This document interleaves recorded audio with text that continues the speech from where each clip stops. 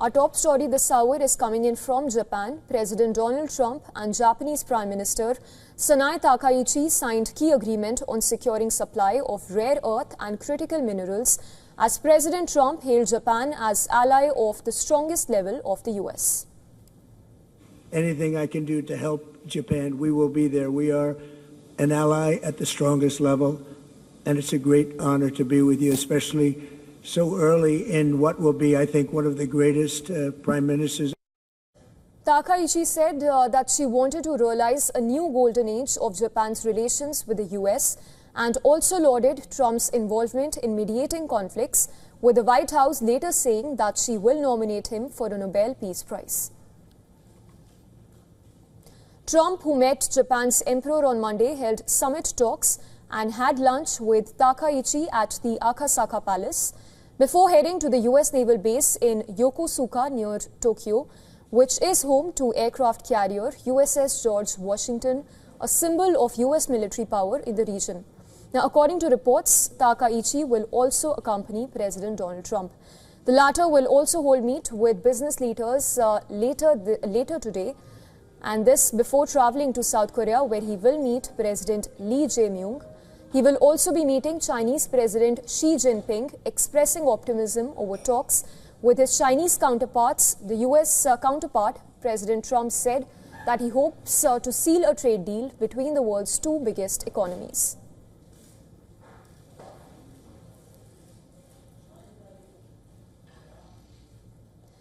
And joining us live on the broadcast is Professor James D.J. Brown. He's joining us live from Tokyo. Appreciate you joining us on the broadcast. In fact, he's also a professor of political science at Temple University in Japan. Now, President Trump and Prime Minister Takaichi have signed deal to secure rare earth supply, as we know. The question is, how crucial is this deal at this juncture against the backdrop of China tightening export control on rare earth materials? Yeah, so this agreement is very important. This is something that both Japan and the United States are deeply concerned about, the extent of the global supplies of these crucial rare earths that are controlled by China. Now, this deal is not going to fundamentally change the fact that China has the strongest position in this trade, but Japan for many years has been working to build up its stockpiles, to have greater resilience of supply chains in this area. And I think this agreement will take further steps in that area, as I say, not to eliminate China's control, but at least to lessen it somewhat.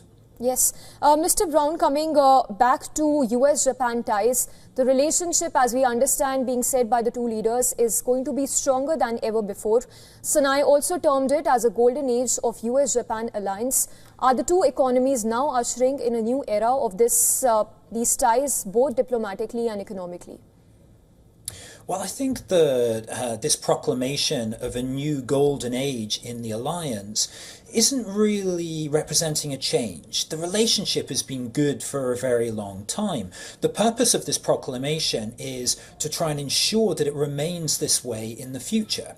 The reason is because Japan has long feared abandonment by the United States. Japan feels very, very vulnerable in its region, with China, North Korea, Russia just on its doorstep. So they really need the support of the United States. And with Trump in statements in previous years suggesting that he could remove troops from the region, that was a major worry for Japan. So this proclamation of affirming just how strong the alliance remains is very important from the point of view of Japanese security.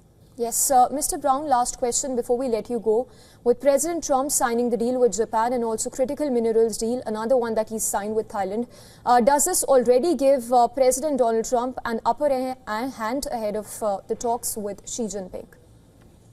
Yeah, it's a good point that signing these agreements ahead of the talks sends a message to the Chinese side that, well, yes, you do have a strong position in certain areas, but we have alternatives as well. So I think that's right. I think the timing of this agreement is useful in order to present a strong position going into those absolutely crucial talks between President Trump and President Xi Jinping, which will take place in South Korea. Yes, Mr. Brown, of course, remains to be seen what essentially comes out of the meet between Trump and Xi Jinping. But one of the many highlights was also Trump praising Sanae Takaichi for her very strong handshake. Appreciated joining us on the broadcast. Thank you.